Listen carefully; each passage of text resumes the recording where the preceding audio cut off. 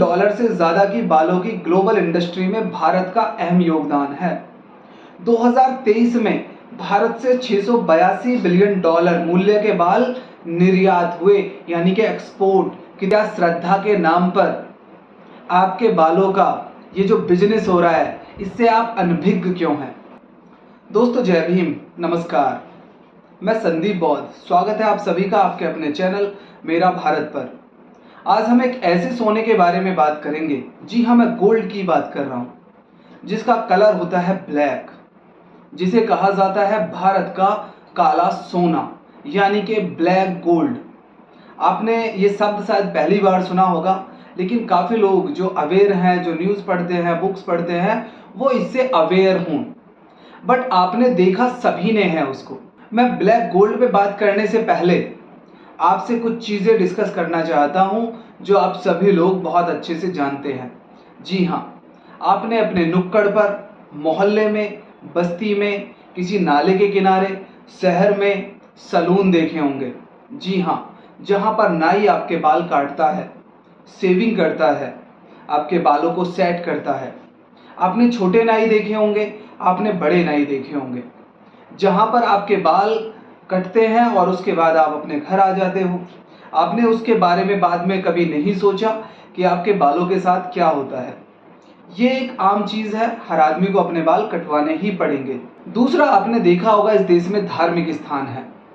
इस देश में हर एक प्रदेश में, हर एक कोने में धार्मिक स्थान है, जहाँ पर हमने देखा है कि लोग अपने बाल मुंडन करवाने जाते हैं। छोटे से बच्चे से लेकर बड़े तक, बुजुर्ग तक, यहाँ तक कि महिलाएं भी कई बार अपनी किसी मान्यता को पूरा करने के लिए मुंडन कराती हैं, बाल दान करके आती हैं, बालों को अर्पण करके आती हैं। हमने देखा है कि घर पे भी हम कई बार बच्चे का मुंडन कराते हैं, किसी पंडित को बुलाकर या किसी धर्म गुरु को बुलाकर।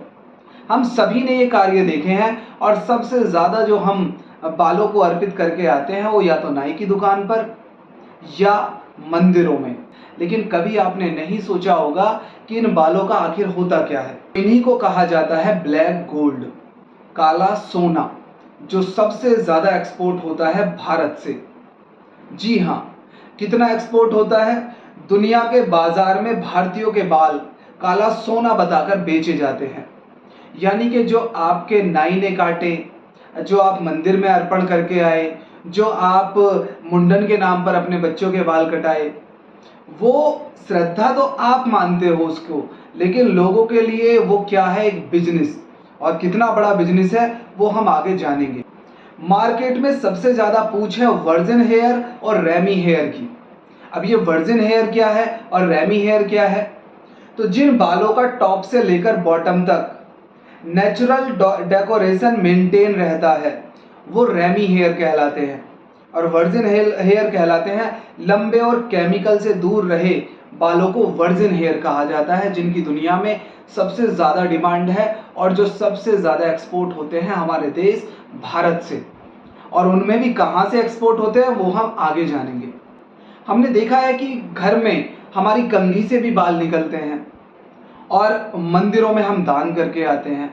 दोनों ही सूरतों में बालों का बिजनेस होता है, दोनों ही सूरतों में बालों को एक्सपोर्ट किया जाता है, और उनको सबसे ज़्यादा जो प्रयोग किया जाता है वो किसके लिए? जो आपने देखा है विग, जो नकली एक टोपी बनती है, जिनके बाल नहीं होते वो लगाते हैं, और दूसरा बालों को एक्सटेंशन करने के लिए, यानी कि अगर मेरे बाल छोटे हैं तो मैं इनको बड़ा कर सकता हूँ। ऐसी ऐसी टेक्नोलॉजी है। एक एंथ्रोपोलॉजिस्ट हैं, वो है भारतीय बालों पर ब्रिटिश एंथ्रोपोलॉजिस्ट एम्मा टार्लो ने अपनी एक किताब लिखी है, जिस entanglement the secret lives of hair.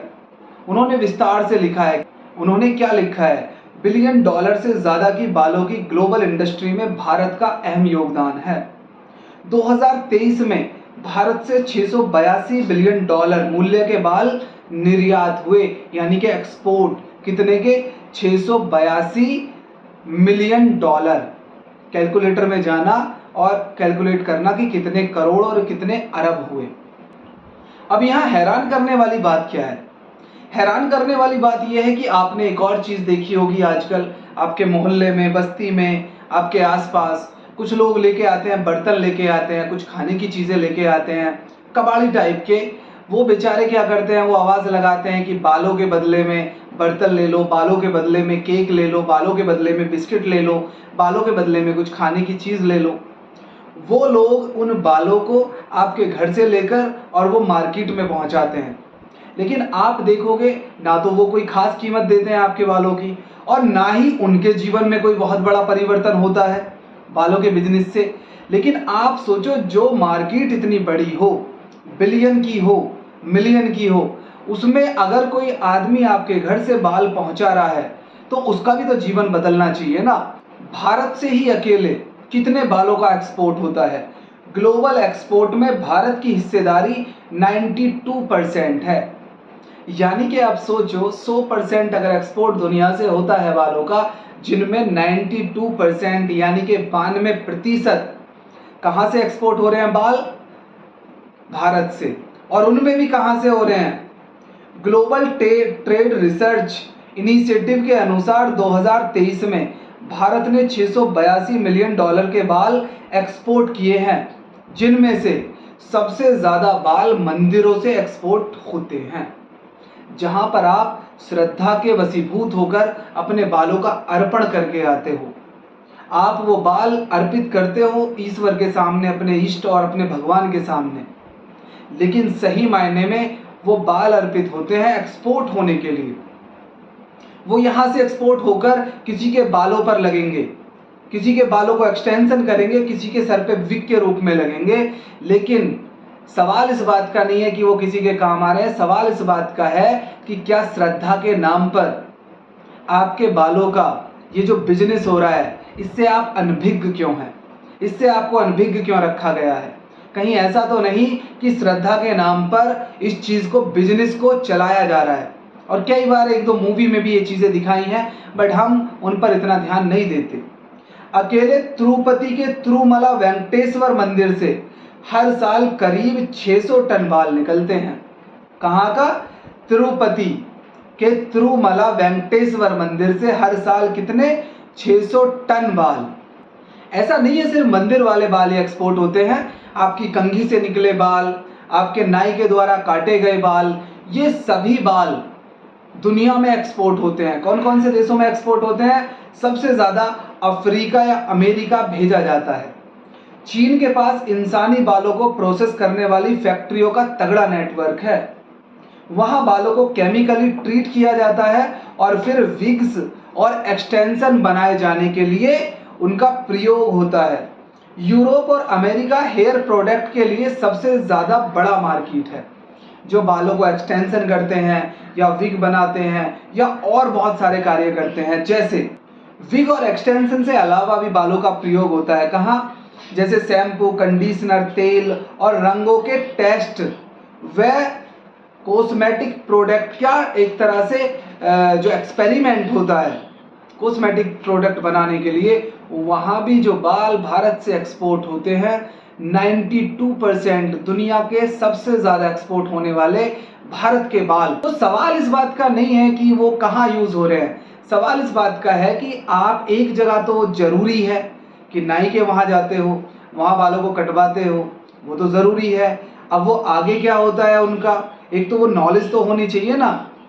दूसरा, एक जगह ऐसी है जहाँ आप श्रद्धा के नाम पर दे के आते हो, अर्पित करके आते हो, लेकिन क्या आपने कभी सोचा है कि वो सही मायने में श्रद्धा के लिए हम दे रहे हैं या उसका कहीं और प्रयोग हो रहा है?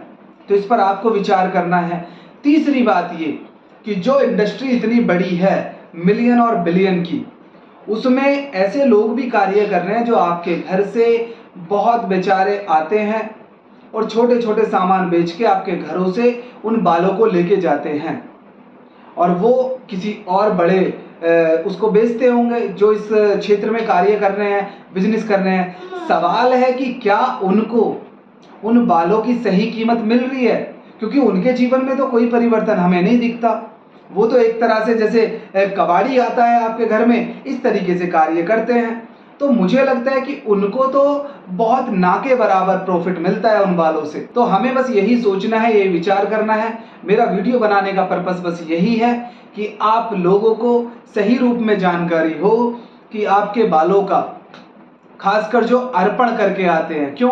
अकेले मंदिरों से इतना बड़ा एक्सपोर्ट है इस दुनिया में बालों का, वो सही मायने में आपकी नॉलेज में है भी या आप श्रद्धा बल के वशीभूत होकर देकर आते हैं, आपको उसकी जानकारी नहीं है।